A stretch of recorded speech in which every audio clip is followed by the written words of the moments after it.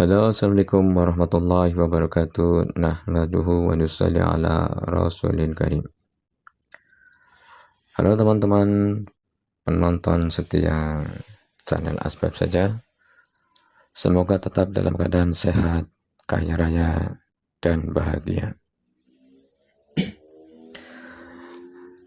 Pada kali ini kita akan mencoba mengulang lagi ya, belajar lagi tentang masalah bagaimana kita bisa berjalan menuju Allah Subhanahu wa taala. Mungkin teman-teman banyak sekali ilmu-ilmu yang digunakan untuk agar kita bisa berjalan istiqomah menuju Allah Subhanahu wa taala. Jadi sebelum kita lanjut, kita beritahu pada teman-teman yang menonton video ini adalah sebagai tempat belajar saja ya. Bagi teman-teman yang sudah paham boleh dikoreksi, mungkin apabila ada kesalahan tulis di komentar. Kemudian yang belum pernah mendengar ilmu ini boleh dicerna dulu ya, jangan langsung ditelan, dikunyah-kunyah dulu, dipahami dulu, jangan langsung dipercaya, karena saya tidak menjamin bahwa ini betul 100% ya, karena yang betul 100% itu hanya Allah SWT dan Rasulnya. Jadi kita lanjut lagi bahwa pada video kali ini kita akan membahas bagaimana cara berjalan menuju Allah SWT. Jadi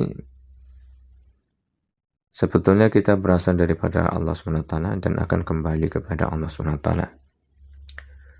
Di dunia ini kita ini sebagai tempat ujian. Betul nggak kita ini masih yakin dengan Allah SWT? Supaya kita tidak tertipu dengan perkara-perkara yang ada di dunia ini, supaya kita nanti kembali masih ingat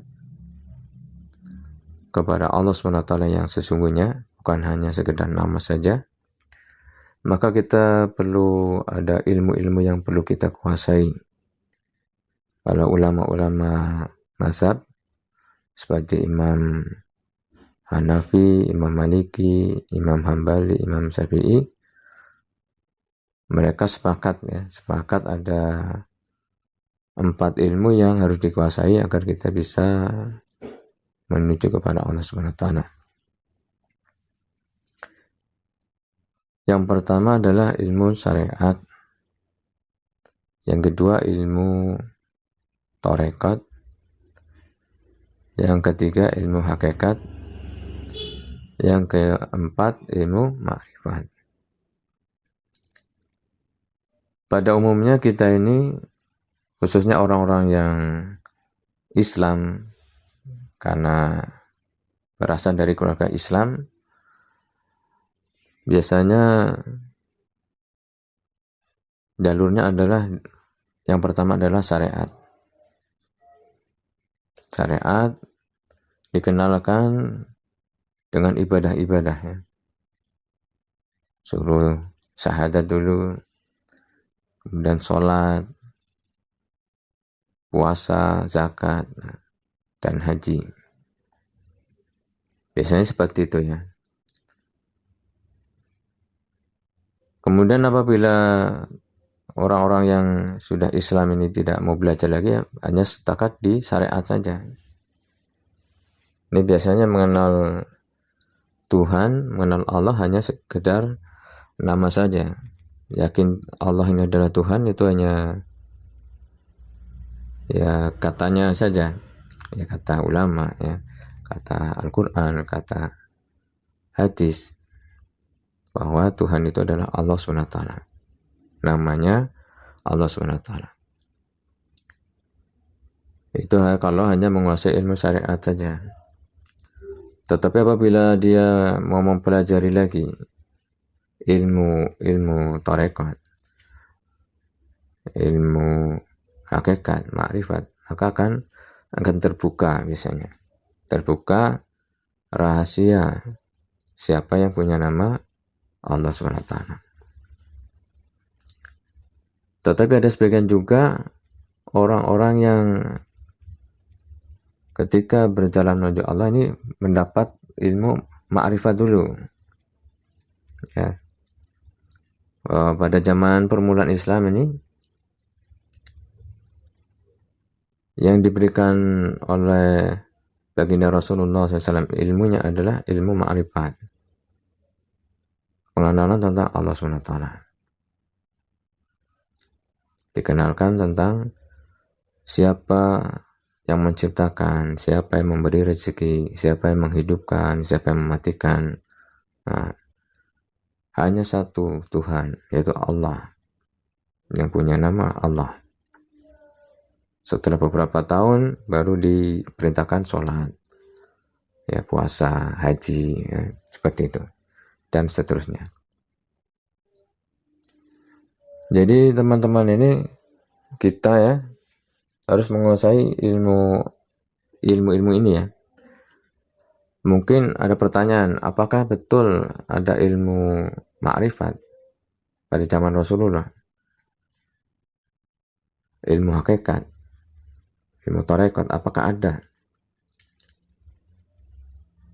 Ya, kalau sepengetahuan kami, ya memang tidak ada perkataan itu ya, perkataan itu.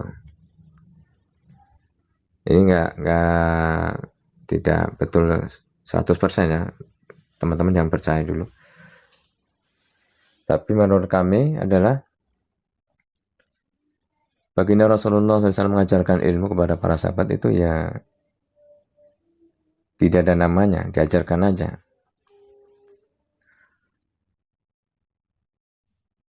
Masalah, apakah masalah itu tentang sholat, tentang wudu, tentang pembagian warisan, tentang hukuman, tentang harta rampasan perang, dan seterusnya. Ini tidak ada pembagian hukum-hukum ya, ilmu-ilmu. Cuma untuk memudahkan, jadi ulama-ulama telah mengelompokkan ilmu-ilmu. Oh, ilmu ini namanya ilmu nahwu, misalnya ilmu sorof, ilmu mantik, ilmu untuk muamalah gitu ya. Untuk mempelajari Quran ada ilmu tahsin, di situ nanti belajar ilmu izhar, idgham, dan seterusnya ya. Jadi nama-nama itu ya adalah karena kesepakatan daripada ulama-ulama kita untuk mempermudah kita ini belajar. Misalnya hari ini belajar apa? Oh, belajar tentang ilmu sholat. Oh, ini namanya fikih. Ya, seperti itu. Oh, ini untuk belajar ilmu Al-Quran. Oh, namanya ilmu tahsin, dan seterusnya. Jadi teman-teman jangan terpaku dengan nama. Jadi tetap juga jangan ragu ya. Tetap jangan ragu bahwa ini bukan daripada Islam. Karena tetap kita belajar mengenal cara bagaimana kita menuju pada Allah SWT. Nah, cuma di lapangan ini banyak nama ya. Masalah tarekat itu banyak nama juga.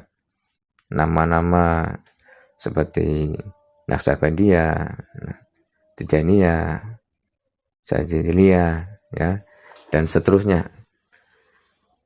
Jadi yang saya sampaikan ini adalah sesuatu yang sederhana saja ya.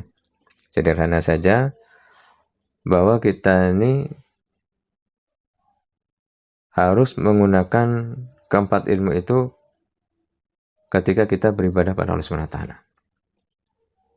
Contohnya, kita sholat. Kita perlu ilmu sholat. Bagaimana cara sholat yang betul? Bacaannya bagaimana ketika berdiri, ketika ruku bagaimana, ketika sujud bagaimana. Ini ilmu syariat. Tarekatnya apa? Tarekatnya adalah ya dipraktekkan gerakan. angkat tangan, takbir, nah, seperti itu. Berdiri, kemudian kita ruku, tangan badan dibungkukkan. Ketika sujud, maka kepala badan turun ke bawah, dahi menempel. Ini tarekat. Jadi kami membahas tarekat ini bukan tarekat yang punya nama-nama yang besar-besar itu ya. Jadi tarekat yang kami masukkan di sini ada prakteknya. Kemudian hakikatnya apa? Hakikatnya ini ada tujuan. Tujuannya apa? Tujuan untuk mencari ridho Allah SWT. Tidak untuk yang lain-lain. Kemudian kalau sudah kita tahu tujuan, maka kita akan mengenal. Inilah ma'rifat, mengenal. Sudah sampai mengenal Allah, nah inilah kita ma'rifat. Jadi ketika kita sholat, kita gunakan keempat ilmu ini sekaligus. Ilmu syariatnya, tarekatnya, hakikatnya, ma'rifatnya. Kita gunakan sekaligus ketika kita beribadah sholat. Jadi ini keempat ilmu ini maksudnya adalah kita gunakan ketika kita dalam keadaan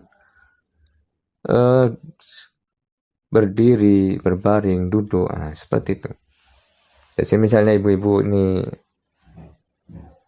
masak misalnya. Syariatnya apa? Masak. Ilmu. Bagaimana cara motongnya, bagaimana bumbunya, bagaimana cara ngaduknya, adonannya, seperti itu.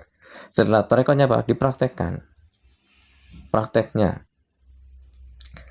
Hakikatnya apa? Hakikatnya tetap menuju Allah. Ingat kepada Allah. Jadi ibu-ibu masak itu adalah tujuan mencari ridha Allah. Bukan untuk mencari pujian orang. Intinya daripada makhluk. Soalnya apa? Nanti kalau ibu-ibu masak misalnya, kemudian anak-anak tidak suka, sudah capek-capek tidak suka, suami tidak suka masak, masakannya tadi maksudnya, akan ada rasa jengkel. Tapi beda apabila ibu-ibu memang ketika masak, memang semata-mata untuk mencari ridha Allah SWT.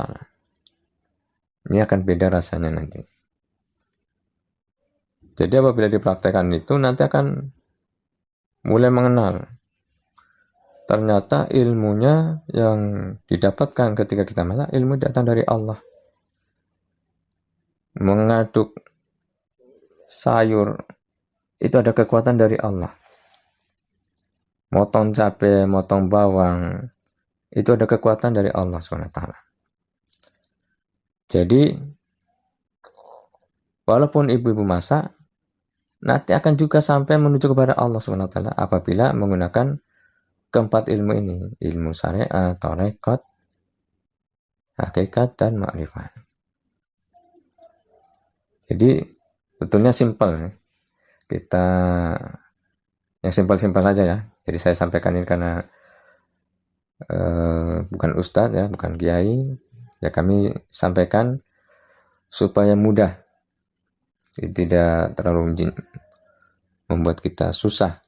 Karena agama itu ya mudah dan Allah SWT memberikan kemudahan-kemudahan kita untuk sebagai jalan supaya hamba-hamba ini semua bisa menuju pada Allah SWT. Karena Allah SWT menciptakan kita dan keinginan Allah SWT adalah bagaimana manusia ingat pada Allah dan nanti kembali kepada Allah dalam keadaan selamat, bahagia. Maka tidak akan memberikan jalan yang susah. Cuma kadang-kadang kita ini yang membuat kita susah. Kita menyusahkan diri kita sendiri. Jadi mudah. Jadi nanti bapak-bapak mau kerja ke ladang misalnya. Ilmunya nyangkul bagaimana? Inilah syariat. Prakteknya ya nyangkul itu. Tujuannya nyangkul apa ya? Ya usahakan tetap mencari ridha Allah SWT. Supaya tidak ada kekecewaan. Baru nanti akan dibukakan Allah SWT mengenal bagaimana bahwa semua itu datang daripada Allah SWT. Bagaimana dekatnya Allah SWT dengan diri kita. Yang menguasai kita ini Allah SWT. Jadi Nanti kita bahas lagi ya, kita supaya tidak terlalu panjang. Nah, kita harus tahu rumusnya dulu. Rumusnya bagaimana penciptaan Allah SWT sampai kepada makhluknya.